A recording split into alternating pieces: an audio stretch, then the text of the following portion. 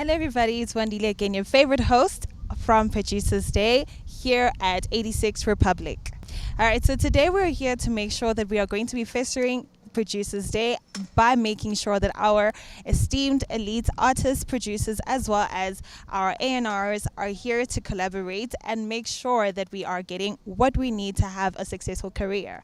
Right into the skidongo genre. We need to, you guys, to also listen to these artists, as you may not even know that they are playing skidongo, as you only know them as who they are as an artist. So come through to 86 Republic, where you can meet your favorite artists as they break down the skidongo genre. Hey, what's going on, everybody? It's your boy, Mr. Oneandonlyswizzstreams, Mr. Skidongo himself. Today is the second edition of the Producers Day.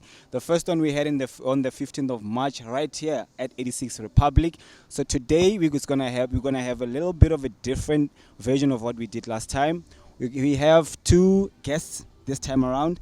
We have Hotfurze and Q-Lone, and we also have DJ Martin, who's going to be talking about the comeback album that him and Zen actually have at the moment. So we also have Samro, who's going to be doing a bit of a presentation for producers, or rather anything surrounding Samro. And we also have SAMPRA that will be covering anything that you need to know about the SAMPRA Development Fund. So today is going to be your day. And lastly, we have Sony that will be doing a presentation from the head of A&R. So today's going to be a special day for all musicians. So yeah, keep it locked. We'd like to extend our gratitude to each and every sponsor that we have, or rather stakeholders that really managed to listen to us and be able to be in the same bed with us. Pause. Well, we'd like to give a shout out to Red Bull for coming through and making sure they energize our event. And also we'd like to give a big shout out to Samro for them being a part of our event at the same time. And we'd like to give a big shout out to each and every producer, including SAMPRA, for being part of this show. So stick around, guys. It's going to be a lovely day today. To our producers that are coming, I want you guys to also just take note of what was said previously and what is to be said today.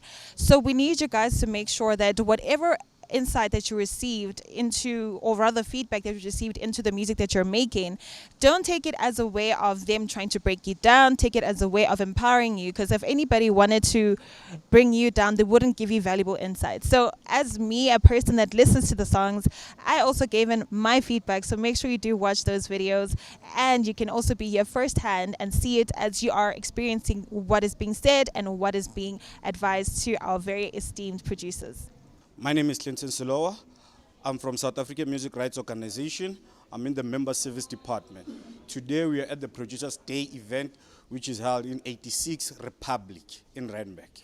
Good afternoon. My name is Yvette Ramalo. I am a representative of SAMPRA, which stands for the South African Music Performance Rights Association. And I work at SAMPRA as a marketing and PR officer. We are here today for the producers workshop, which is basically to just, just provide information to producers, session musicians, recording artists, record labels about what we do as SAMPRA and how we contribute to the music industry as a whole. Samro's main objective is to administer performing rights on behalf of music creators. Who are the music creators? The music creators are your songwriters, your composers, and your publishers. And we do so by licensing the likes of radio, TV, live venues, etc., etc., through the collections of licensing fees, which then gets distributed as royalties for the composers and the songwriters, basically for the producers, since we're at the Producers Day event. So SAMPRA is a collective management organization, and we represent recording artists and record labels.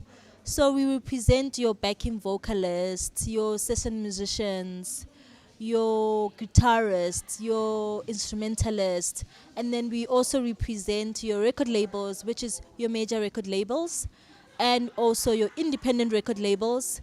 If you own your own record label, then you would need to be a member of SAMPRA. We collect a right that is called needle time right, which is the right of recording artists and record labels whenever their music gets played on licensed music users. So what I mean by licensed music users is an establishment that plays music to create ambience. For example, this venue, I heard that it was playing music. So if you're an establishment and you're playing music, you need to have a SAMPRA music user license in order to play the music and for the betterment of the artist that we represent to be able to get the money that we collect as royalties. So it's part of SAMRO's mandate to give knowledge to the upcoming producers and the already established producers. So today we are here to offer knowledge to the producers, the composers, as well as the publishers, so that they can be informed about the industry that they are entering into. So today we'll be talking about how SAMRO can protect its members and the upcoming members. I mean, it was important for us to be here today to share the knowledge that we do as a business, to share the knowledge about the music business as a whole and what you as an artist need to be able to do when you are like a performer and you are growing your brand as an individual or as a band, and just really just understand the ins and outs of the music industry, because it's a forever evolving environment and you just also need to just stay up to date with what's happening within the music industry for the betterment of your career. Actually, I'm looking forward to be a fun day, great day, interactive day actually. So I'm here and willing to give as much information as I can about the industry as well as SAMRA. I'm looking forward to just interacting with all the audiences that will be here, asking many questions, and also signing up for membership, because to register for membership with SAMPRA is for free. We don't charge you anything.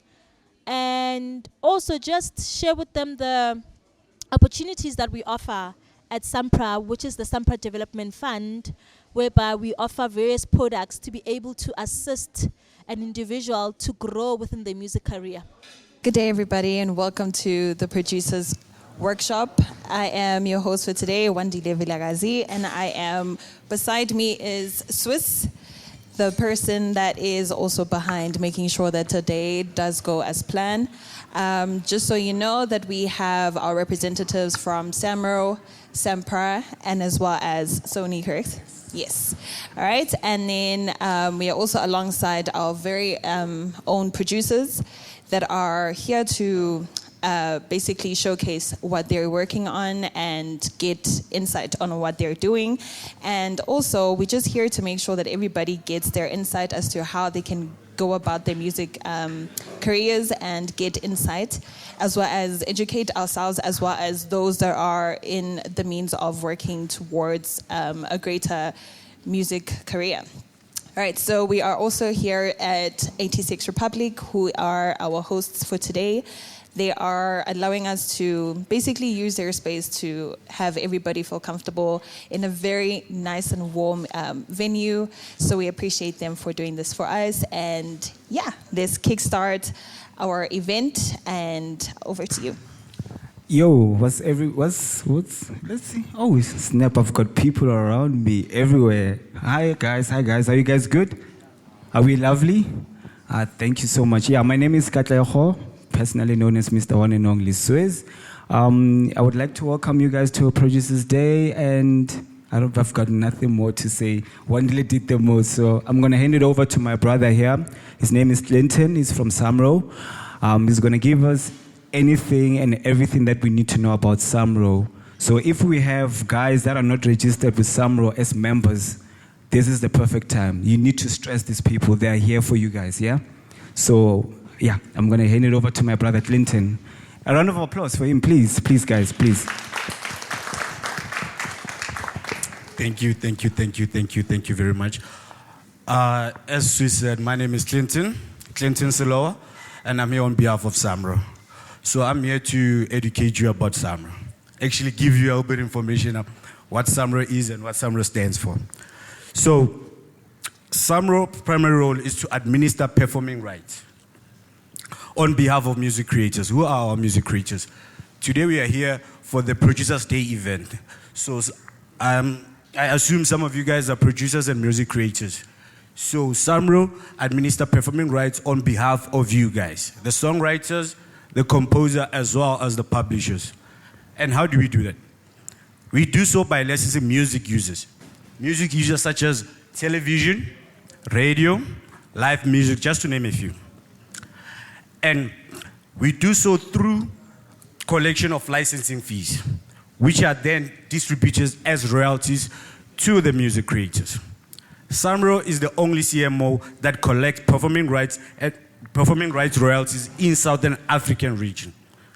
Samro collects royalty for South African region artists as well as all over the world. Now, let's dive deep. What is copyright? Do any of you guys know what copyright is?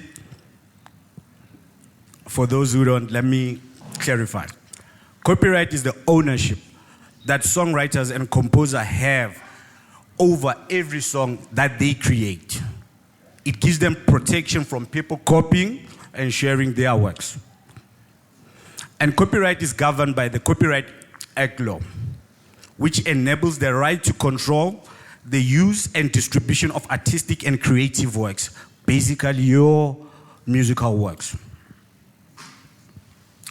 Example of works that can be copyrighted: songs, song lyrics, sound recording, basically music in general. Those are the examples that can be copyrighted. So let me take you through the types of rights that we have in South Africa. We have performing rights, which is administered by Samro. It's the right to perform a work in public, the right to broadcast a work, and the right to transmit a work through a division services. So whenever an original song is broadcasted, played, or performed in public, the right holder of that particular song, they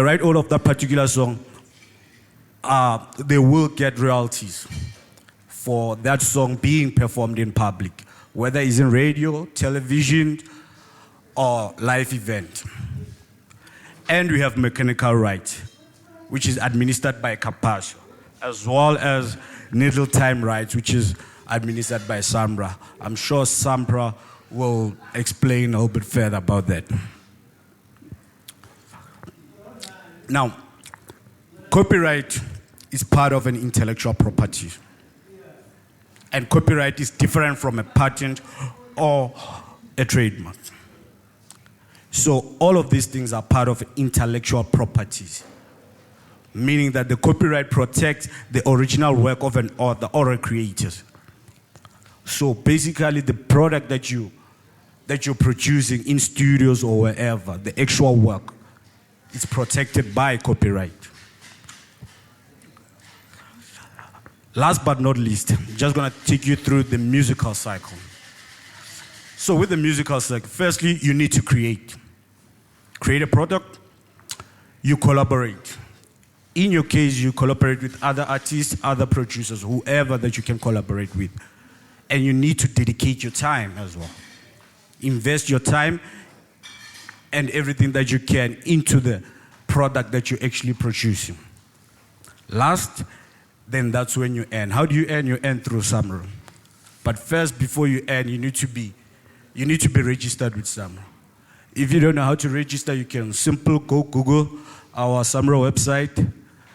There's step-by-step guide where like you guys can actually register, or even you can even come to our offices, which are situated in Braamfontein.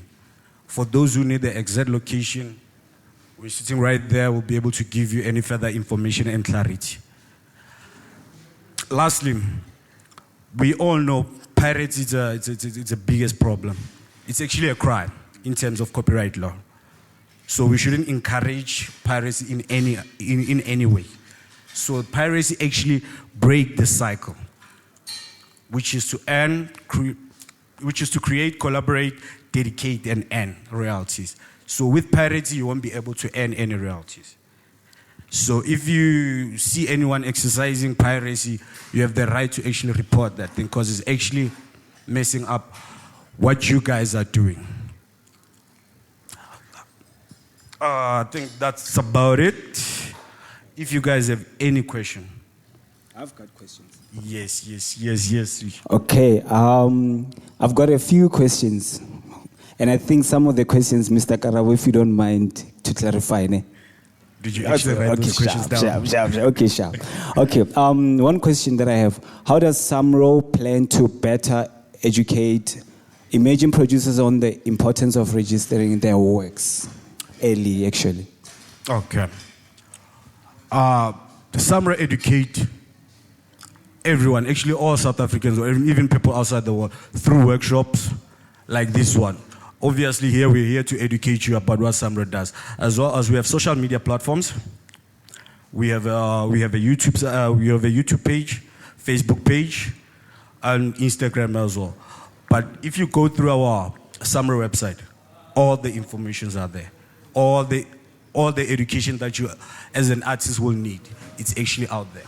So, guys, don't just go through your phones, TikTok, Facebook, and whatever. Actually, use that time to go through our SAMRA page. Yes. And then also another question that I have is, let's just say, for example, I'm booked to play in Amsterdam, right? And I'm registered with you guys here, right? And then I play my set there and I play some of my songs that are registered with you guys. Would you guys be able to collect those? I don't know whether, if I remember, I'm not sure if you said mechanical or performance rights. Performance rights. Okay, so would you guys be able to, detect and be able to cover those royalties, provided they are played at restaurants that are registered with, rights collection societies? Yeah, restaurants that actually pay licensing fees. Oh, okay. Yeah. Same applies to festivals and clubs as well. Exactly. Okay, So, now makes sense. Basically, just to touch on all your questions. So, as an artist, it's your job to know where you're playing. You need to be informed whether the venue that you're actually playing is licensed. If it's licensed, you have each and every right to come back to SAMRA and say, okay, guys, I've played on this particular venue and they are licensed. Can you be able to collect my royalties? Oh, nice. Yes. Okay. And then, what's the other question that I had? Okay, let me just check your hold on. Oh, yes, here we go. What are the most common mistakes artists make when it comes to copyright? And how can SAMRO help to prevent them? So one of the challenges that we face as SAMRA is that people who create works, I don't know what's wrong. Do they forget or what? But they don't notify their songs. We always find those challenges whereby I have to track down a composer or publisher or an artist for him just to tell him, dude, can you please come and notify your song? So those are some of the challenges that you guys are facing. And as well as trying to trace down the actual members, the actual copyright of that particular work. Sure, okay. Guys, I hope you guys are listening, taking notes, because this is very important. And I think I've got the last question here. Is there any upcoming initiative by SAMRO to support the next generation of music creators, especially in townships or under-resourced areas? Yeah, we do have multiple CSI initiatives. There's programs whereby we take our members to go do some business lessons. I mean, musical lessons. Oh, wow. Yeah, so we actually partnered with Soul Candy as well. Wow. Okay. Yeah, so we do have those programs. Wow. Guys, I'm saying, guys, visit our website. Yeah, that's where you'll find everything. Wow. And then, Shaskis, guys, one last question, I promise. So in terms of the payout, let's just say you're fully registered with SAMRO, you're compliant, you're notifying your songs, you're making sure that you're on your tippy toes. What is the payment method? Is it quarterly or is it twice a month? How does it work? So, for each and every financial year, our financial year starts from July, probably just say July this year. Yes. It's going to end June next year. Oh, okay. Yeah, so within a 12-month period, you basically guarantee 2 distribution. Oh, nice. Yeah, okay. Yeah. But it changes. First, it was like we only run 1 distribution per financial year. Okay. Yeah, but now we actually looking forward to distribute maybe like 2 distribution within a year. Wow, that's dope. That's actually dope. Let me see here. Ew, guys, now I took some notes and some questions. I don't know, guys. If you have questions, you can please ask them if you guys don't mind. Any Yeah, questions? we're actually here for you guys, eh? No questions, no further questions here. Oh, let me chime in then on the last one. Joe, I keep saying last one. What's the one? Is there any upcoming? Samro. Okay, yeah. How is Samro adapting its licensing and royalty strategies in response to the rise of independent music distribution platforms? I'm going to repeat it for the last time because it's a bit long. How is Samro adapting its licensing and royalty strategies in response to the rise of independent music distribution platforms? So, like I said, we're running one distribution per financial year. Okay. So some of the changes that are happening, like we're actually looking into running like 2 distribution per financial year. Nice. So that's one of the challenges. One of the changes. Okay. As we all know, technology is constantly changing. True. So true. we're looking into utilizing those technological tools Yes. in order to better our organizations and as SAMRA. Oh, nice. What's your take on AI? Do you think it's beneficial for artists or not? 3 questions, sorry. That's a trick one. That's a trick.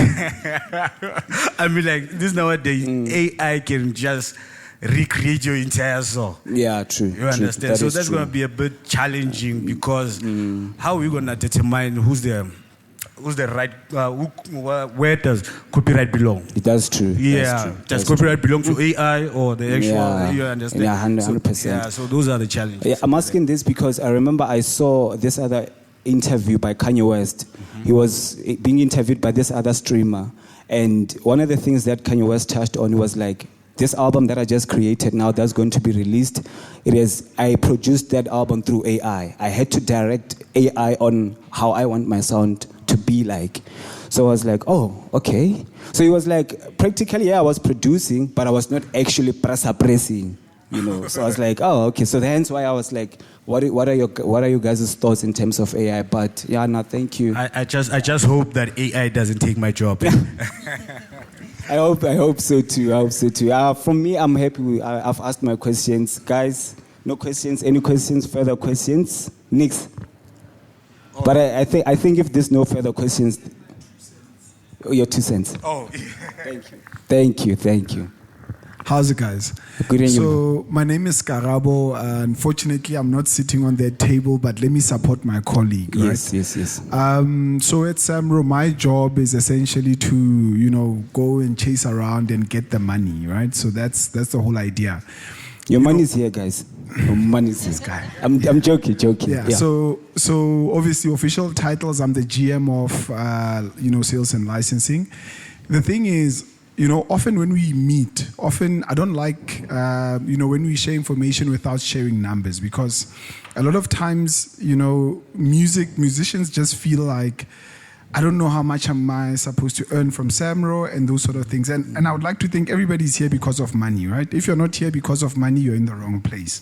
That's my sentiment. That is true. So Samro, we are now collecting somewhere in the region of this year, when we close, as it was stated. June, we're expecting to raise just about 680 million rands. Now, here's the thing. You should be sitting there asking yourself, how much am I going to get out of that, technically? Right? That's how a business person thinks. There's a difference between a creative and a business person. That is true. Some people could be sitting here, and you are more creatives than business people. But what we would like to share with you is that in the music industry, for you to be successful, you need to be a business person as well. Now, from that 680 million, compared to last year, we paid probably about 420 million. Sure. Now, from the 420 million or so, if you can think about, do you think most of it went to what we call commercial music or production music? I think it's commercial. It should be commercial. Commercial. It should be commercial. You see, that's normally the sentiment. Commercial music is like, your Casper song or, Kabza. And the answer is no. Wow. Majority goes to production music. Production music is, the songs that you hear on TV or you're watching Isidingo. Oh. And in the background, or your DJ's speaking on radio and there's a song playing in the background. That stuff has a lot of money. So the highest paid Samro member, so I'm talking about an individual, not a company, sure. not a Universal or a Sony, it is not somebody who you would even know. It's guys that do production music. So we are talking about somewhere in the region of about maybe 4 million rands. That's paid to a person. But you would never get to that point if you don't understand where the money sits. So you need to understand that, and production music is not complicated. It is simply your separates and somebody, just puts it in a visual or on radio behind something. Okay. And that is what you need to focus on. But before I close, I wanted to raise this obviously so that I can leave you with something. There are 3 pots of money at Samro that people don't focus on. So besides the 400 and whatever million, there is a big thing that we always talk about, undock. I'm sure you guys have heard it somewhere. There's this undock thing. What is it? And then the next thing, I'll explain it in a moment. There's also something that we call, NS, non-society, right? He can explain it as well further. So non-society, I'll explain in a moment. But also there's another thing which we call unclaimed royalties. Okay. So simply put, and I'm sharing this so that after this you can go and speak to the gents so you can get more information on these things. Because for me, hey guys, it's not about, we are sharing information. There's a transaction at the end of the day to say, if you're not talking about money, what's the point? So the basis is unclaimed royalties is simply as saying there are people that we know who they are and we've got your money, but we are not able to pay you because there's some issues with your bank account. We've got about 30 million rands of that. Currently? Yeah. Yo. And then NS, which is people that we know who you are, but you are not a SAMRO member or a member of any other society in the world that administers PR. There's anything towards about 50 million rand sitting there. Yo. So then undock, which is we know where the song was used. So imagine the song was used on Radio Metro, but we are not sure what is the title of the song. And as you correctly said, somebody did not maybe notify the song, or maybe your song was used and then the radio station did not correctly label it. They don't tell us the actual title, so we can't link it. We've got somewhere in the region of about 210 million rand sitting there. Now, there's this money. Now the values sound high, but the issue is people still don't go and try to access these. So all this information is on our website, and the gents will show you. So that's my encouragement, so that you sit here, you walk out. It's not just you learning some blah blah blah, but you saying, okay, how do I move from this point, financially? So that I can try and, find a way. And if some of your money is not paid to you, maybe you are able to track it. Thank you. Yeah, wow. Thank you. The clap hands to Mr. Karabosenga. Yes. That is, wow. Yeah, please, you can add on, please. Yeah, please. Just to add on what Mr. Karabo said. With undocumented works, it goes back to what I was telling you about. We need to trace the actual owner of that product, so which becomes a problem. So what I would advise is that as you guys sitting here as producers or music creators, just make sure that your metadata are well captured. Before you can actually submit those songs and everything, just make sure your metadata is captured correctly. Metadata meaning like the title of the song, the performer, the rights holder, like your real names and everything. Thank you for that. I was about to say, let's let them know what metadata is. The track titling of your entire EP. If it's an EP, if it's a single, make sure that you label everything. If there's an additional production involved, make sure that it's well labeled and everything. So yeah, thank you for clarifying that. So yeah, no guys, thank you. If there's any further questions, please. Mr. SK, thank you for coming through, guys. SK Originals in the house. I don't know if there's any questions, guys. Any questions? I have our beautiful guests from SAMPRA. Please introduce yourselves, guys, if you can. Hello, everyone. My name is Sizipiwe. I am a customer services consultant at SAMPRA. Dumelang. My name is Yvette Ramalo. I am the marketing and PR officer at SAMPRA. I work under the SAMPRA Development Fund. Okay.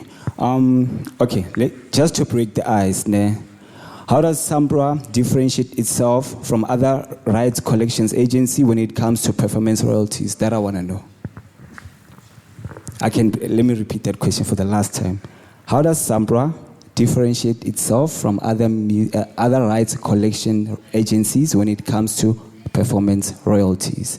Then I can let you guys go in terms of explaining the development fund. Thank you. Sure. So as a performer, there are many rights that you have against your intellectual property, which is your music, as Clinton said. So there are various collecting societies, also called CMOs, collective management organizations, that administer different rights that you have.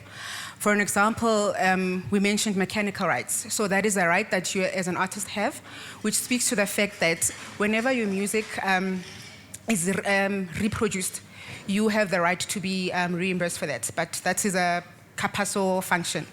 We then have what you call performing rights, which is administered by Samro, which is specifically for the composer, the publisher, the author.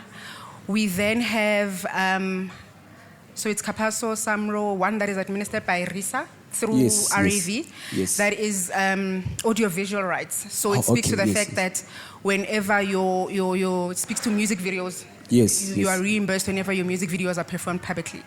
So what we do as SAMPRA, we administer a right that is called needle time rights. So what this means is that whenever your work is performed publicly as the performer, so remember I said Samro administers for the composers, authors, and publishers. Yes. So we administer specifically for the actual performers. Okay. So whenever your music is performed publicly, you are then reimbursed for that performance. You have the right to be reimbursed for that performance. Okay. So what we mean by performed publicly or a public performance, when an establishment or a business uses your music to add value to their business, that is a public performance. So you do not have to be there performing, but when your music is being played, I was about to say that, like for example, if it's played here, and if they are fully licensed, then you can be able to. Then you are able to earn your needle time royalties on that. Yes. Okay. So that is the difference among the different societies. Okay, then I think I'm going to let you guys explain the SAMPRA Development Fund on what it is, what it entails, and how it can help the artists. Okay. Yes. But before we go into the fund, because I'm a client services consultant, my job deals specifically with the performers, how they register, how they notify their work. So I just like to go into that a bit before I hand over to sharp, no worries. So as I explained, who is eligible to be a SAMPRA member, you need to be the actual performer. So a performer can be the main artist, the guest artist, a producer, a sessionist, an instrumentalist. So what happens is, I'm sure you've heard of splits at Samro, where you'd say that so-and-so was the author, was the composer, this one gets 10%, this one gets 15%. Split sheet, actually. So yes, a split sheet. So what happens at SAMPRA is that we categorize you based on 3 categories. So we have a featured artist, we have other featured artist, and we have a non-featured artist. So if you are submitting a notification, we request that you give us the title, you give us the album name, ISRC codes, etc. And then we need the names of all the contributors that were on the works. So there must be those people that fall under these categories. So a featured artist is you as the main artist. So let's say the name of the song is Piwe featuring Yvette. I am the featured artist. My name is Piwe. And then Yvette will be what we call an other featured artist. You also need to give us the names of the non-featured performers. So the producer, the instrumentalist, the sessionist. You could have clapped hands on that recording. If you're going to be heard clapping hands, then you need to get, that's true. That's true. Yes. So that is how we categorize our performers. So you register as a SAMPRA member. You register on our portal. It's connect.sampra.org.za. Then you need to submit a notification. So we cannot have you as a member and then you expect to get a payment, but you've never submitted a notification. Yeah, that's true. Yeah. Notification is this information that I was talking about regarding your works. So anybody can submit a notification. So it doesn't have to be your song, because we have a very big problem with getting artists to notify their works. So if it happens that you were maybe a non-featured performer and you had made a song with that artist, whomever they may be, you are able to go on our portal and submit that notification on their behalf. Just need to ensure that you give us all the required information. True. Obviously, because it's not your song, we will require proof. When you do get to the portal, it does tell you the different types of proof that you're able to submit. We ask maybe for a CD sleeve, for artwork, for a contract. There's a lot. Just to prove Yes, that just it's to prove yours. that you're on that song. Actually, just to touch on what you just said, I remember this is a case study actually, or rather, what I saw on the internet. So there's this guy. I'm quite sure quite a few guys that are here might know him. His name is I Show Speed. He's a streamer. So that guy on the side, he's like he raps. He's a rapper, but he's not onto it because he's a streamer. So when he does music, he's just playing, right? So what happened is, because of the music that he just does what he does and then just put it on YouTube and just leave it and do his sporty stuff and just leave it. While that music is actually accumulating streams and whatever, but the song is not on Spotify and your DSPs. So one person, they don't even know who that person is, took that song, uploaded that song on Spotify and all the DSPs. That song generated, I think, something like 20 million streams. Ne? And then Spotify wanted to pay that song. And then when they saw the person who actually registered the song to actually upload it, they were like, okay, I Show Speed is this person, he's a streamer, but this guy is a random person. What is the name of this label? And they started searching the label. They couldn't find it anywhere. And then they had to contact Speed, that guy. Look, there's a song of you. We've got something like close to 500,000 of royalties that we need to give to you, but we need to confirm if you ever uploaded the song. He was like, I don't even know how to upload a song on Spotify. And they had to freeze the funds. So I think what you're saying is very much important, because you guys need to screen, make sure that this person is a valid and legible person to pay the money for. So that. We rely heavily on that metadata in order to make sure that the correct performers are reimbursed accurately. It's also important that as performers, you've got the correct documentation in place when you are releasing a song. Not so long ago, I had a case with a member where she wanted to notify a song, and she was certain that this song was under the other guy's name. And I'm like, well, as I said, that anybody can notify the song. The other guy happened to notify the song and it was in her name. He's like, no, but when we're in studio, so and so and so and so. I'm like, that's why we need to make sure that, guys, this is what we're agreeing on. This song is going to be released under this name. Because sometimes you come, I notify the name. Maybe we were together when we were making the song. I notify the song in my name. Vet comes, notifies the song in her name. And then it's just wow. So yeah, Justice. it's very good. That's very key. Those are keynotes, very special keynotes. Yes. Thank you for that. And then I'm not sure if I'm leaving anything out. So you just register to be a member, submit your works, need to ensure that you had a vocal contribution in the works, and I think that's about it from my side. Awesomeness. Thank you so much. Round of applause for my sister here. Yo, what? Wow, man. Thank you. So, Sister Yvette, you guys have the SAMPRA Development Fund that you guys are currently running. When I see the name fund, automatically money in my mind.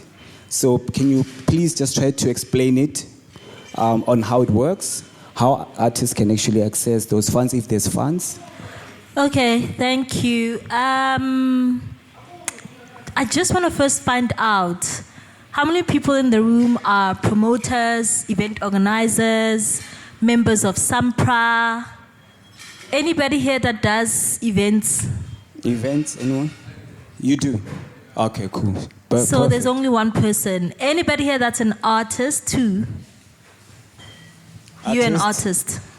Artists. How many artists? Raise your hands, guys, if you're an artist. I want to gauge this crowd that is so quiet, that doesn't have questions, and I'm going to talk about money now. Yo, guys. You know what I mean? Money is, we want to support the industry, so I just want to gauge the audience. Sure.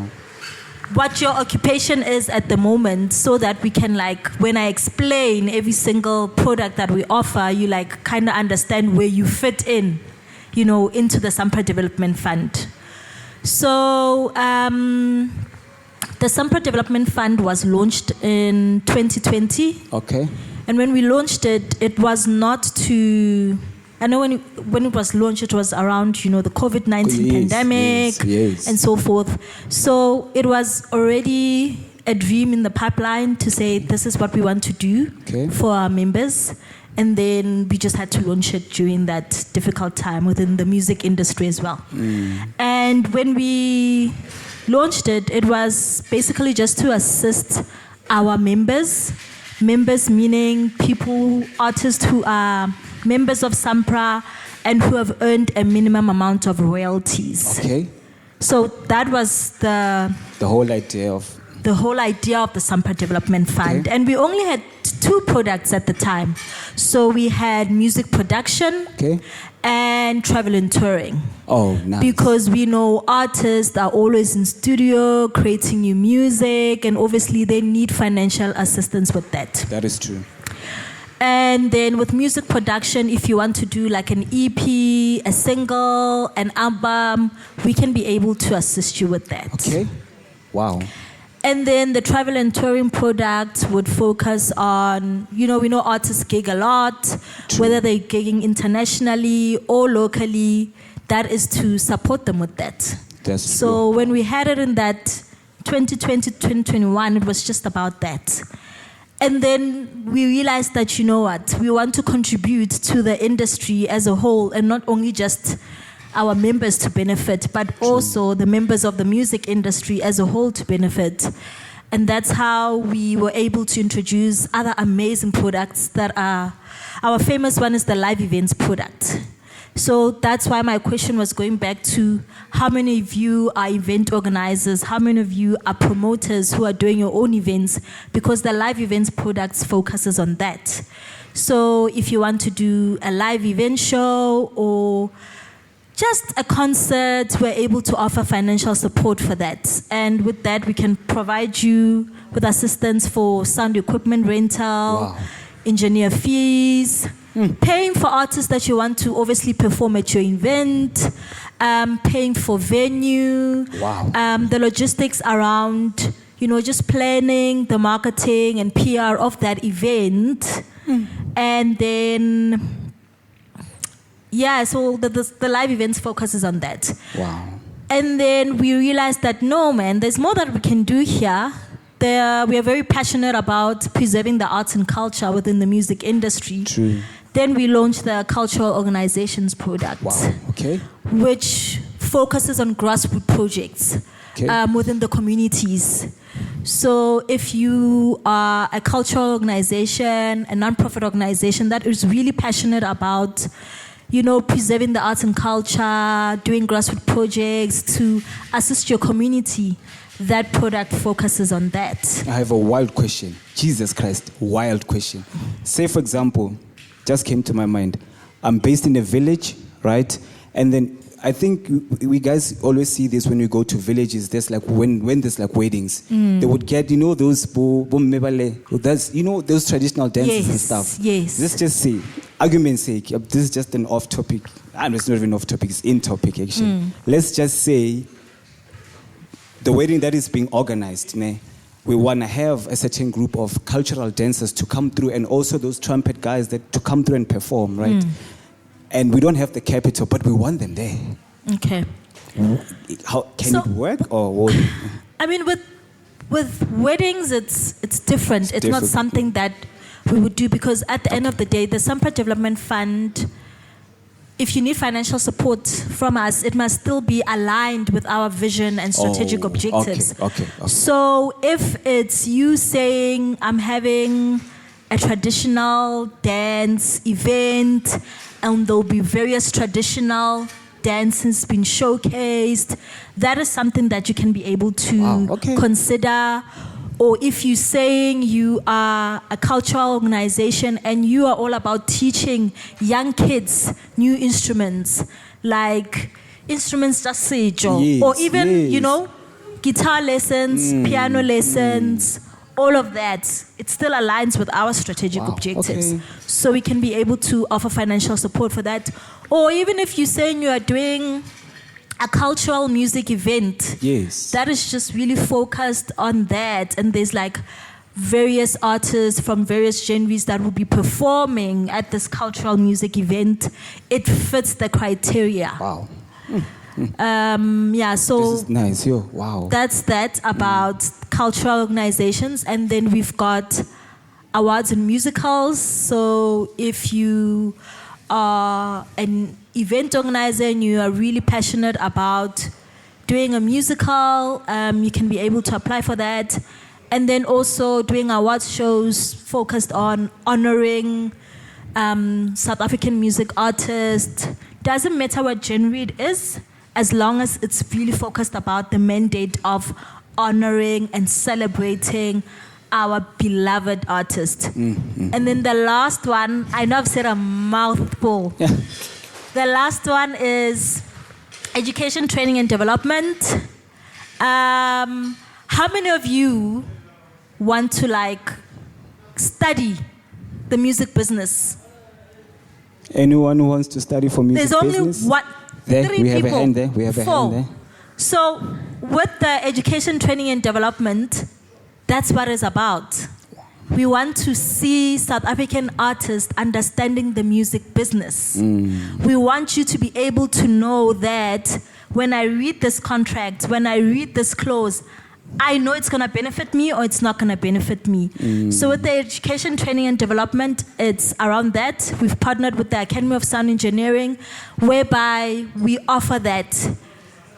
It was a member benefit product as well, whereby you must have earned, but now we are offering it to an artist who wants to study, who wants to understand. An A&R, an artist manager, because, sorry to say this, but you guys taking your friends to be your artist managers that don't even understand anything. Yeah, I see that one. You're taking your families to be your artist managers and they don't understand anything. So I think it's a artist big crime. managers as well, we give them that platform to be able to study about the business of music. And it's free. We pay for everything. Yo. You don't pay a cent. You just need to go to the 3 months course, study it, understand all the case studies and information you learn from that, and then you graduate. Then you know you'll be able to make better decisions for yourself. Yo, wow, that's, yo, guys, a big round of applause for that. Yo, that's, yes, wow. Wow, yeah, no. I've got questions, a few questions, sorry. Okay. What are the key steps for a producer or performer to ensure they are properly registered to receive royalties from SAMPRA? So as I said earlier, we have an online registration platform where you can submit your registrations. Our portal is found on connect.sampra.org.za. So you just submit your information. It's basic personal information, your banking details, and that's just about it. We'll take about 24 hours to respond to your submission. Thereafter, you are then required, as I said earlier, to submit your notification. So we run a distribution once each year in September. So what happens is we receive that metadata from the music users. We then match it to the system to see if this song that they say they played released under this artist, this title track, does it match to anything on the system? Hence why you then need to submit that notification. Okay. So once you've done those 2 steps, then you are fine and you're good to go. We will then, the licensing department does the tracking. We then run the distribution each year. Wow, okay, that is dope. What's another question? Let me see. Okay, how does SAMPRA track and calculate royalties and through public performance or broadcast use? I'm going to say that again. How does SAMPRA track and calculate royalties and through public performance or broadcast use? Well, I don't have a direct answer for that. I'm not directly involved in that process. Okay. As I said, we do have a licensing department that consists of sales departments that goes around to ensure that these establishments are licensed. So we license various establishments, restaurants, pubs, clubs, retail outlets. There's a reporting, there's a tracking system that they use. Sure. Then they pay through license fees. So Okay. each establishment would have what they call tariffs.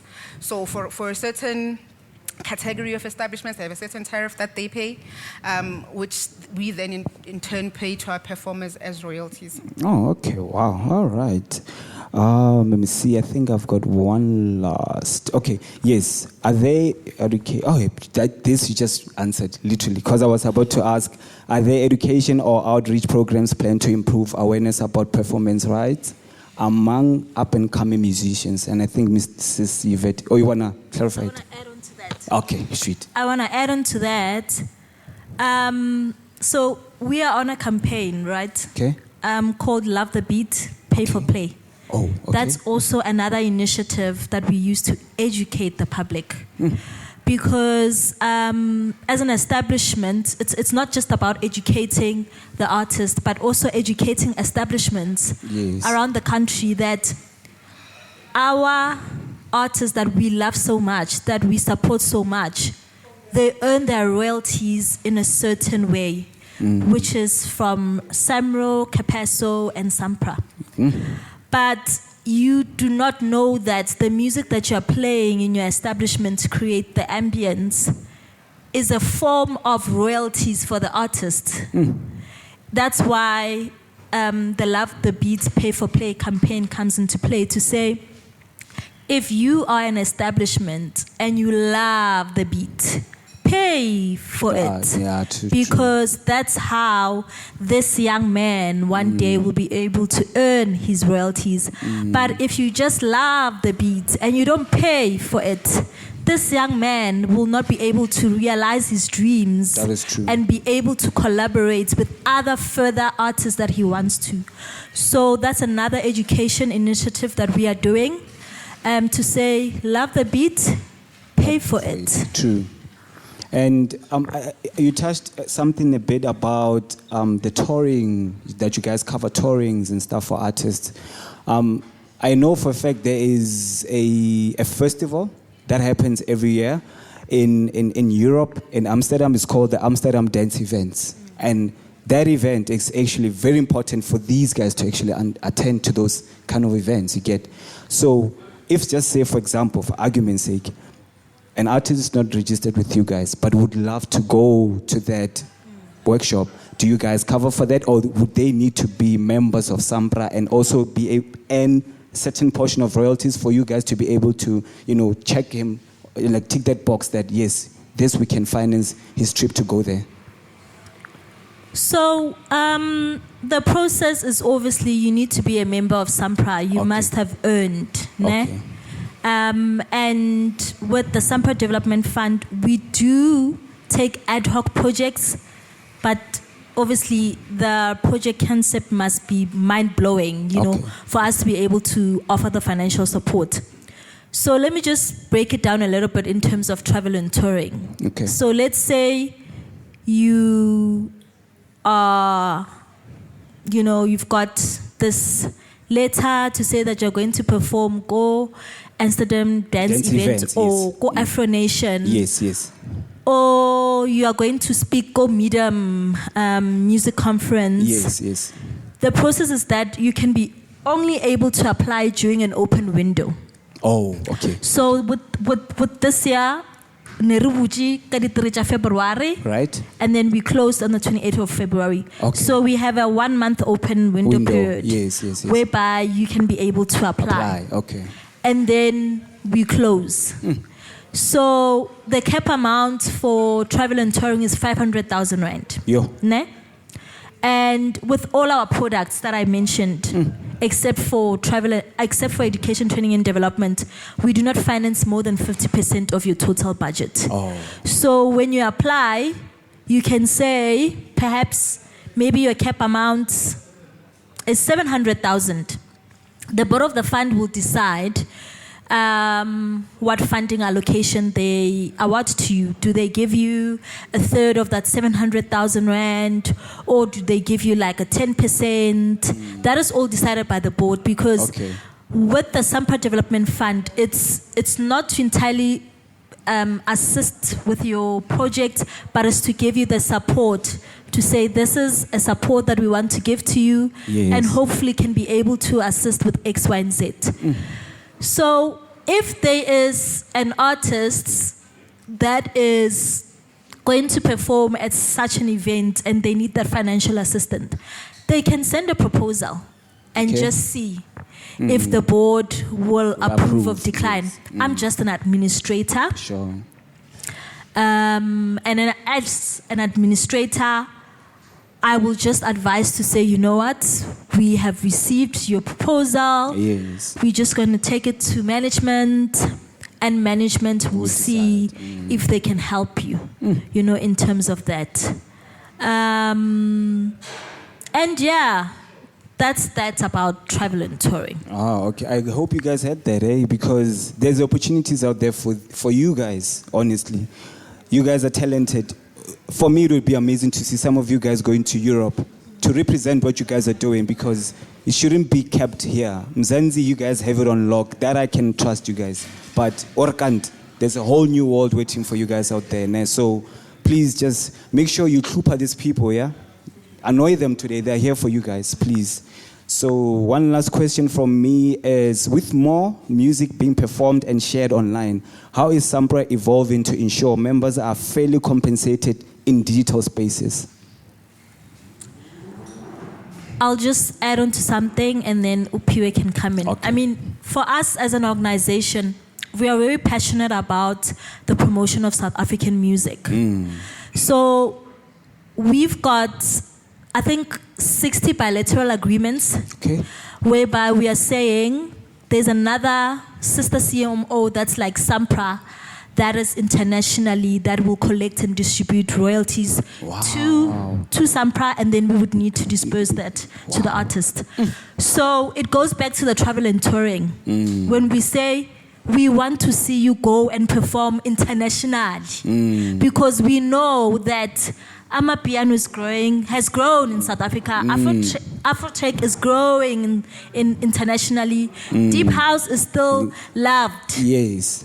So, promotion of local South Africa, the promotion of local and international, we are very passionate about that. Yeah. So we want to see more of our South African artists going to perform internationally and coming back home and earning those royalties for that. So that's how we want to see the music industry growing from a perspective of SAMPRA. Yeah, wow. To add, can you add on what you're saying? I don't have much to add. I think she said all of it. Quite yes, full, we yeah. do have bilateral agreements with countries overseas. So what happens if our artists' music plays on their side, they collect for us and send the money to us. If their artists' music plays on our side, we collect for them on our end, and then the money is sent that side. And I think it's also important to know that we online streams are administered by Capaso. Oh, yes. So yes, that is the CMO that you need to register to ensure that you capitalize on your online streaming revenue. Okay. And I'm not sure if it's between you guys or Capaso. I can't remember. There's actually a tab where when you click the tab, it shows you all the registered places that are licensed for them to be able to, track and collect royalties. Like, I can't remember. I think it's Capaso. I'm not sure if it's you guys. But basically, when you go to the website, when you click, it shows you the locations or rather places that have registered with that Rights Collection Society for them to be able to collect your royalties when your music is being played at a place like this. So I'll just have to check and just be sure what website it was. I'm not sure if it's you guys. I'm not sure if it's us, but on our website as well, we also have a function. I think it's under licensed music users, where you're able to click on there and see all the performers that are... all the establishments, venues yes, it's you guys. that are registered under that have a SAMPRA license. I think when you are hosting, when you are receiving funding from the fund department, you also, and you are going to be using a venue, you also need to ensure that that venue has a SAMPRA license. Okay, and then let's just say, for example, I'm hosting a festival. Can you guys also be able to track music that's been played at a festival? And if that's the case, would I need to register? with you guys for me to be able to because a festival can have headliners, big headliners like your Kabzes and your Maporisas, and they play, let's just say, Farouki's song at a festival. Can also a festival collect royalties on behalf of artists? And how does it work? Should they have to register for you guys to be able to collect those royalties for the songs that are going to be played at that festival?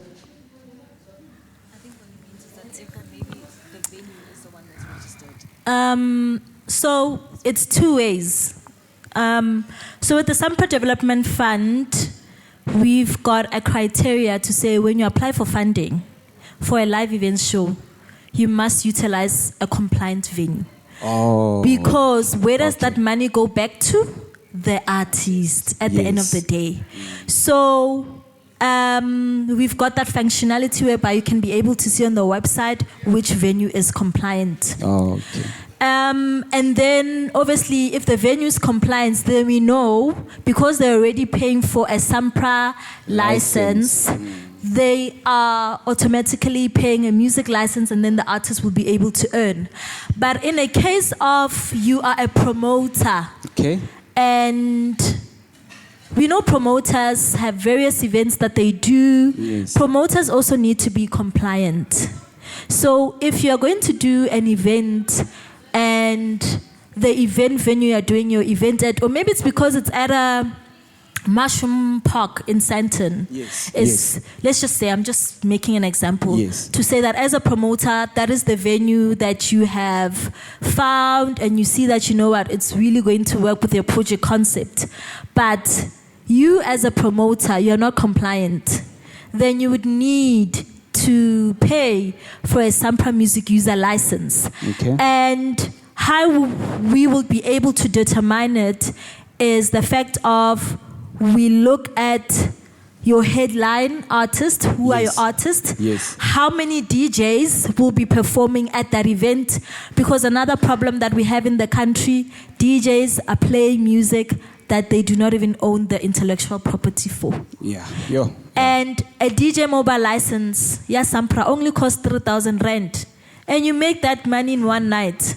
True. But you don't want to be compliant. You don't want to support your fellow artist that is also going to be maybe playing your song as well for you to get your royalties. True. So we say if there's going to be 12 artists who are DJs, all those artists, all those DJs need to be compliant. And if the DJs are not going to take up the license, you as a promoter are going to pay the license for the entire event. Sure. So we've got two types of licenses, an event-based license and an annual license, whereby you pay an annual licensing fee and then you will renew it next year.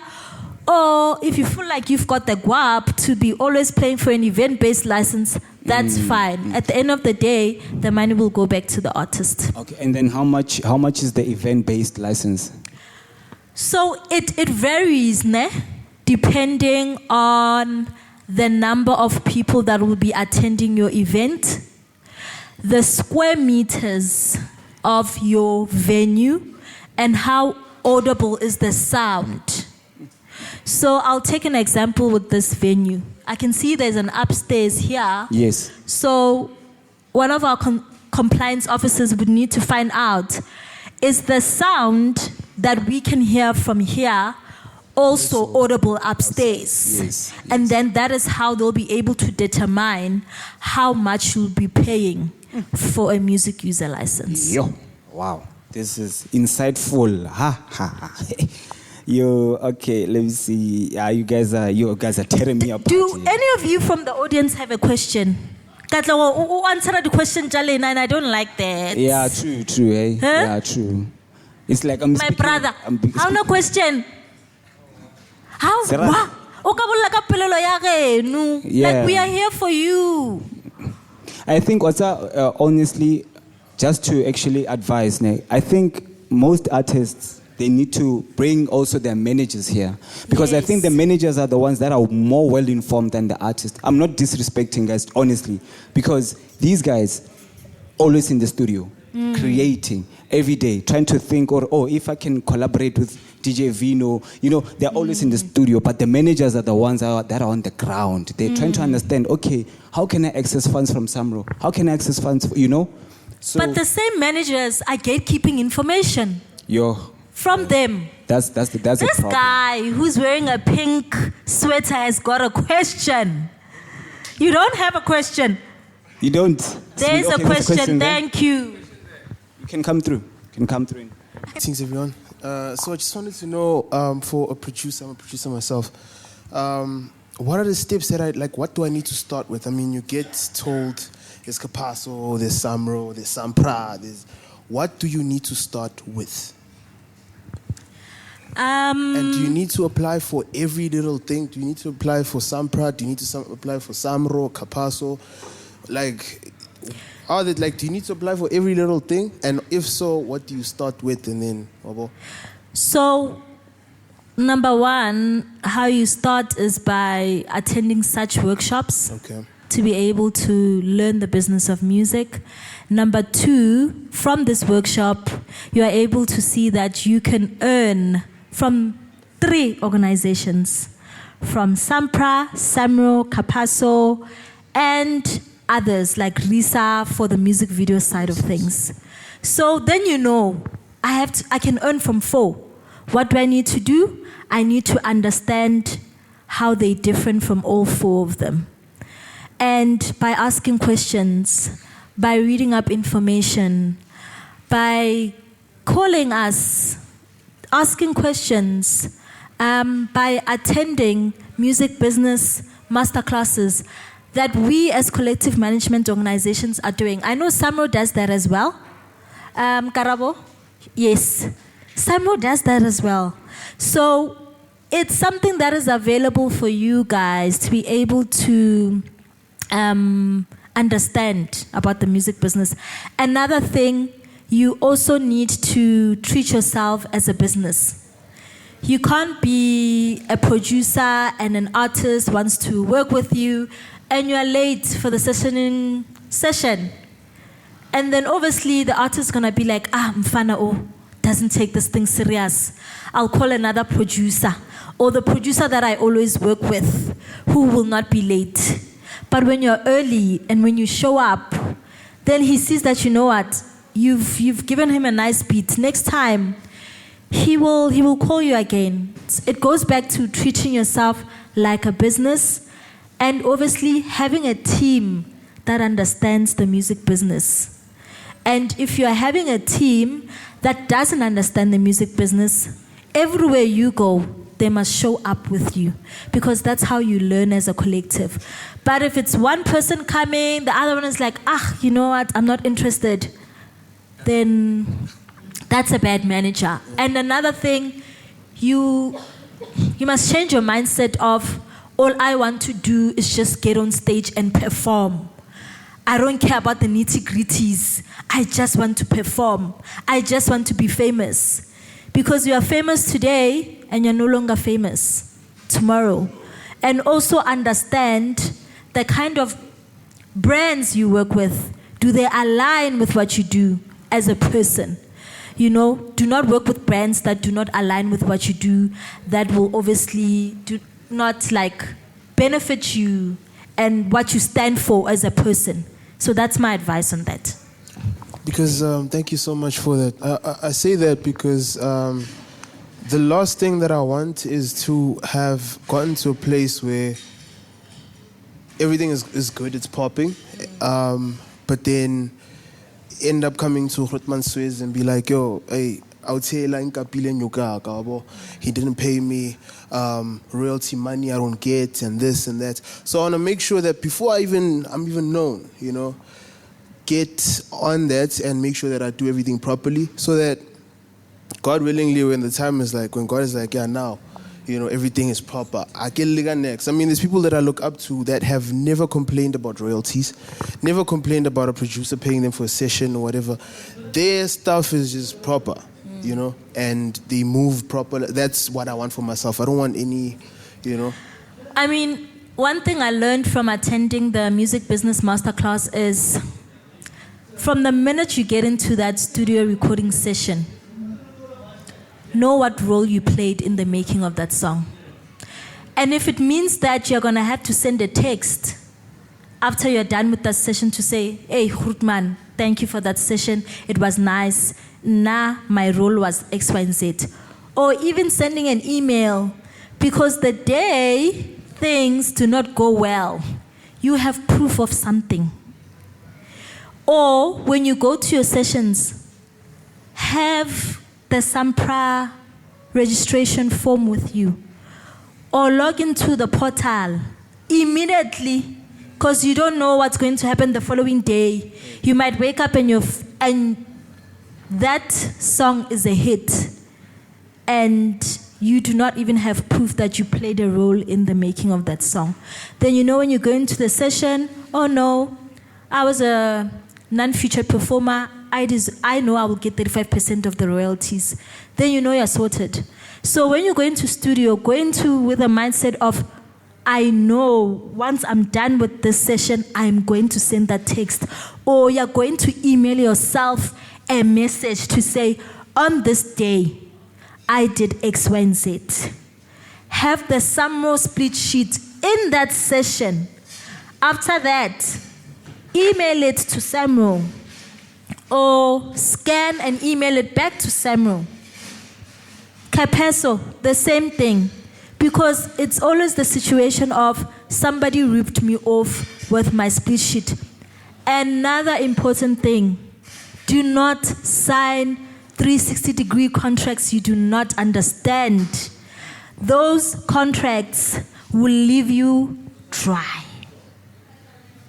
And if you want to take the contract, get an entertainment lawyer to break it down for you, what you are signing. If it means that for the next 3 years, you are not getting your royalties from SAMPRA, from Samro, from Capeso, then you know. If you know that from the gigs, this is the amount of money you are supposed to be getting, but you're not getting it because you've signed this deal, then you know. Thank you so much. I think it's also good that you want to learn, because it's not good to leave everything up to the manager. Yeah. Like, even if you won't be doing every single little thing, but at least have some idea. Because now you're handing over passwords, logins, banking details are changed. We as SAMPRA know that we've been paying you for years. People are getting funding without being aware that they've received funding, because everything is up to the manager. So I think it's also good that you as an artist are hands-on and you have some type of idea of what is happening in the industry. That's my 2 cents. No, thank you so much. Thank you so much. I really appreciate it. So, Kitala SAMPRA, do I start with you guys? Everyone. Oh, so you can just choose which one you want to start? No. He must be signed with all of them, because at the end of the day, he does not even know where his career is going to take him. He does not know that song that everybody is going to be downloading in the next month, how much streams will you have from that? Yeah. You don't know what if that same song, it's going to be used for sync royalties, and you need to be a member of Samro to be able to get those royalties as well, you know? So you need to be a member of all the CMOs that are here today and that are not present today. Thank you so much. Thank you so much. Karabo, do you want to add on to anything? It's not really a question.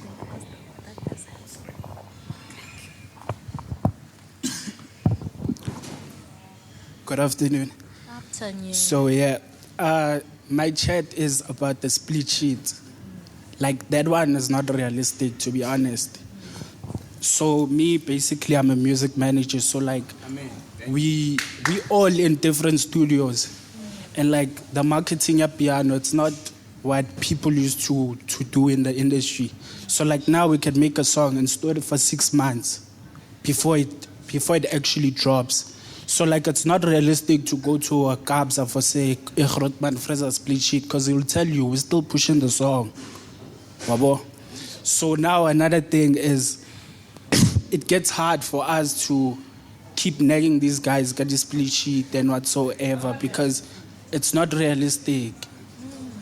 Because like, even if Wamlat or Mukopa split sheet, it'll be a thing of like it's still early to roll out even the split sheet, because it might end up being nicer droppy because of other complications and stuff like that. Maybe it's not doing well in the streets, because usually music we tested the exclusive and whatsoever. So you'll play it at the gig and then or share a reception and stuff like that. And then if it's good, that's when songs actually drops. Because like, even if you could ask all the producers here, they do almost like 20% of them, they do have songs with the big names, but they're just not dropping as yet because of stuff like that. So like the split chit chat, I get it. It's very, very, it's a must. But realistically, it's not possible. So I'll let my colleague answer that, but what I want to understand, is it just a piano situation of you record the song, but then you want to test the market if the market loves the song. If the market loves the song, then that's where you start discussing the split sheet. Is it like that? It's not really like that, because you might even wake up, your song is out without no communication from the core person who invited you to that studio. You might wake up, your song is out. And well, after, if you could not do it there at the studio session and you're waiting for all this mobilizing, etc., when the song is eventually out, is there some way where you are reflecting that you did have a contribution on that? The good producers, yeah, they will credit you. But there are some, they're paying off huge amounts of advance, so they don't have your time. So there's no pre-contracts that you signed? No. That's how rough it is. It's not also our fault. For instance, if Kabza calls you now. No, it's your fault. No, it's No. We have to be real. It's your fault. Go into that studio and have a contract. Going into that studio and have a contract. Because you see, she's asking you about, do you have something to say, Uguti, yes, we are testing the market. But when you have this contract, when you're done, you're going to call, but you're going to submit. submit. If the song is still an exclusive, it's not making money, it's not on DSPs. So, but you say you wake up and the following day, you just hear. It's not my fault. The guy that called me dropped the song. So what must I do? Karabo, please, I don't. Okay, gents, I think let me just help you with this, right? On a practical level. But listen. On a practical level, let me tell you what happens. I understand what you're saying. It happens. But what you do, right, because the challenge that you have, for the most part, is that obviously you want Kabza on the song. And you don't want to sort of like annoy the guy, normally. And it makes sense. But what you do, and I think Yvette sort of said it, you need to communicate. So, guys, remember just even sending a WhatsApp to say, hey, like you would normally say, hey, Hotman, listen, thanks, we did that song. So, I think, the way we need to split is like this. I'm just saying. And you just send it. And obviously, legally, if somebody does not dispute something, it is always taken as fact. Remember, if I say something to you now, hey, my man, yesterday you were at the club and you say nothing, I have the higher ground, because after 6 months, you come back, you say, no. It's like, hey, my man, remember I sent you this thing. So, and another thing, when it comes to CMOs, you can always register a song even before it's released. And it's not like, you need that other guy to register the song. But I understand. You don't want to annoy people. I understand that. But the communication between the two of you, you need to keep it fluid. So send comms to somebody so that at least there is something that was captured in writing. Do you get what I mean? And guys, let me tell you, there's a lot of disputes that you guys never get to see that happen in the background that we solve because of this very same scenario. And let me tell you why guys don't want to sign a split sheet before. It's simple, it's business.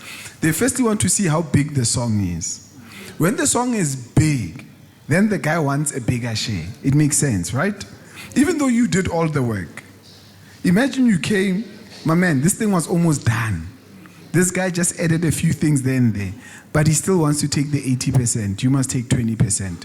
That is why they want to wait, to say, let's see. If the song is big, I'm taking more. So it's a tough scenario, but the best thing that will protect you is have something, some communication. WhatsApp. I know the gents don't work on email too much, but at least WhatsApp, it helps you in the long term.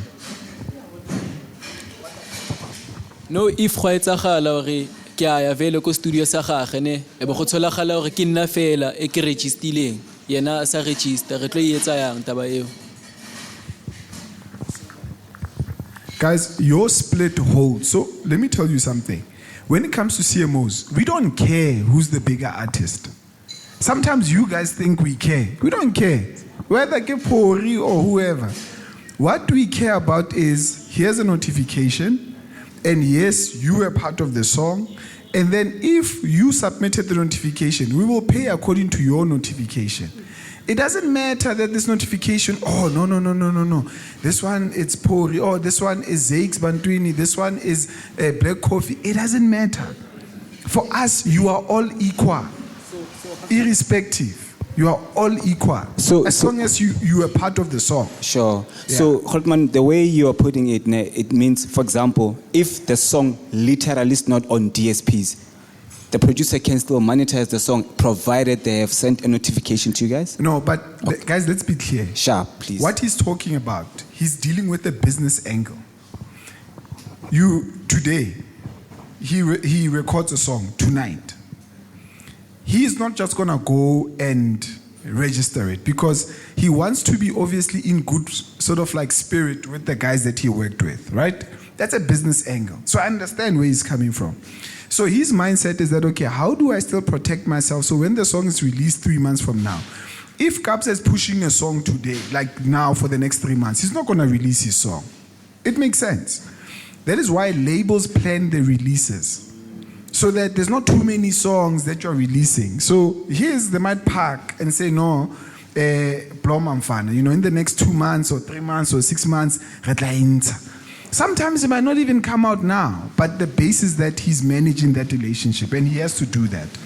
But what we are saying is that in the meantime, share something. Gents, thanks, hey man, that thing was nice. Bafeto, because we use my beat and what, this is what I think how we should split the song. And then leave it there. But, the idea is that he wants it to go out. And I know the release is not always him. The release may be those guys because they will hold it back. Because there's also something that we call, a release sort of like a waiver that record labels need to give you. So if he's working with Kabza, Sony will have to almost agree. Otherwise, they can take the song down, even if he releases it. So he could have the song, and then he could literally release it. But they'll take it down. And what's the point? Because they'll say, hey, my man, we didn't authorize this release because that's our artist and you didn't gain permission from us. Because under, let's say, Kabza or Pori's contract, there may be, an agreement there, and it's always there most of the time, to say the label actually has a right to say what you release and what you don't release. I'm sure, guys, you've seen where the artist will say, I've got an album, but the label doesn't want to release it. It happens because they're like, no. The label is pushing so-and-so, so wait, we'll come to yours later. So it's a tough one, but in reality, send something, guys. Trust me, send something. Because when your song is a hit, that is when then issues come. Yeah. Okay, good afternoon. So I wanted to ask, I think this is like Intervele Elimaza upcoming producers. Like Choluguti, we a studio, right? Nispan. And then there's this thing, a trend, like when you work at my studio, you don't go with the project. So if since SC2, we didn't feature anyone, and then you don't get the project, they give you an MP3 because you'll be like, I'm my star, and then when you be like, a project, and then they say, I relax, and then next thing, umuntu sekunama features engomeni. So what do you do, makunjalo? Because it happened with me with one of the big artists, I just can't mention names. Yeah, it happened. They removed my name. They added people with vocals. Actually, I did the beat. He featured people, and then he added vocals, and then the song was just like that. But I can't mention names. It's a big artist. Everyone know that person. So I will just leave it like that. So your contribution is still audible on the works, but then you were not credited. I created the beat, and then that person, he featured the other person that I featured, and then they removed my name.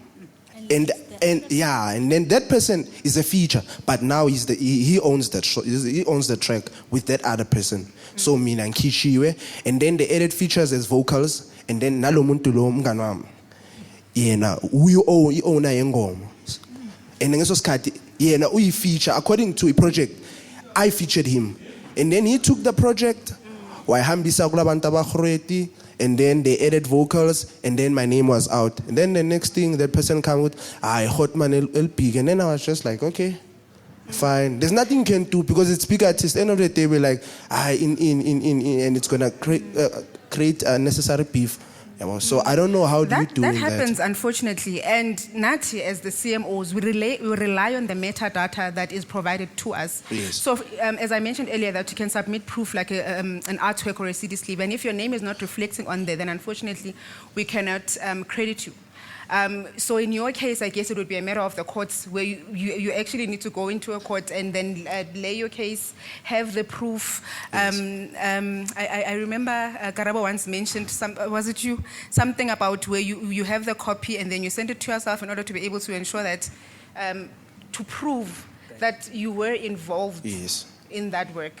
Yes. So sometimes it's a matter of the court where there's disputes before it even gets to us, so that once it goes there, the correct information is out there. So you would have then to stop that release or to dispute it through the courts.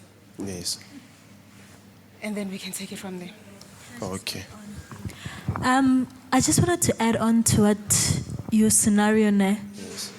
Were you paid a fee for doing that beat? Not at all.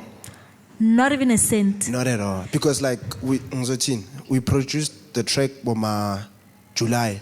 And then maybe ngazo Swiss maybe the following year. Swiss is big in the game. So I can air you on this track. Or Swiss at maybe production yako. And then I like this track. As keep it out because I'm not relevant. So yaba intenja. And then if me I'm confronting because people told me like, Malesh, we saw your track playing Gupi Gupi, and I think it's released. And then mangbuza mina. Bayalena. When I text the guy, they just critique us. So mina ngitholanga next at all. And the person lo bamfakile is gaining, is under even that record label of that person, the Hotman Len. So do you have WhatsApp conversations where you're by, okay, sure, I'll see you at the studio at this time? That's why, sister, we did it the other year. And then the following year. And obviously, change my phone, sister. Mina, I have the project in a vocal, but it's not finished. But you're on a very arranging the track you're in what they did, they added vocals. And then bafaka effects. Mara baseline, the vox, everything is the same. It's all me. You know, I think it's very important that when you as producers go into the studio sessions, have a contract or a memorandum of understanding. Yes. To say, because you now understand the game, you now understand how you're getting ripped off. Yes. Whether abafuna ukusebenza nawo or what ne, but your morals and your values of, this is how I'm treating myself as a business. Yes. I'm going to have a memorandum of understanding. This is my template. If maybe you need somebody else, Grootman that you really trust, who knows, or like an entertainment lawyer or something that can just say, please verify if this is fine. Do I need to add anything? And use that for your career. then you will see the industry changing. You will see we'll no longer have these conversations. You will see that, you know what, you as a producer, I know session musicians, you don't get the respect that you deserve, and you need to get the respect that you deserve. So from my side, I'd say just have a memorandum of understanding to say, I, Smang Mang, between Smang Mang, this is what I'll do. And every single recording that will be done, even if it does not have any vocals included, you are going to email yourself and you're going to use that in quote to say, listen to this beat, listen to that beat.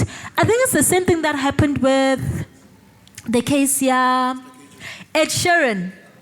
There's a lot of samples that happen in the industry. And if you do not have the copyright of that, the sound recording of that, the original sound recording of that, then you cannot be able to win a case. But if you have conversations, if you have so much proof, this industry will change for the better.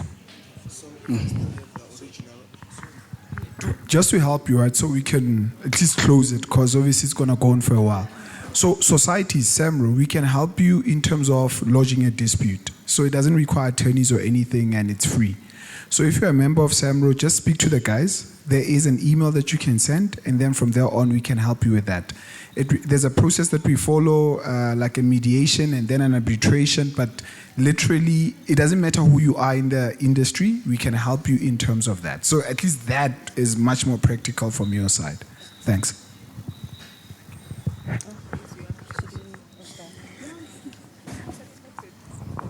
Good afternoon, guys. There's something that I want to say to these young guys here as producers. I'm not a producer. I sit with producers daily, Malesh, and then they always in my house. I've got a studio and all that. The thing is, you must learn to value what you do. As a producer, be a business. Stop being... it does not matter who you go with in the studio. It can be big names or whatever. You must learn to have paper trail in what you do. It's very important, black and white, because you'll make a song, it will have 5 million streams. You'll come crying to Samro with nothing. You don't have proof or anything. So it's very important. Don't be fooled with, let me keep this project because I'm a big guy. I'm going to release it next year. So split shit. Very important. It's Kabza, whether it's Kabza, whether it's whoever. It's a business. If he calls you, value yourself as a businessman. First thing you say to him, I'm coming to your studio, we're going to produce. Before you do anything, communicate your contract and everything. That's going to help you.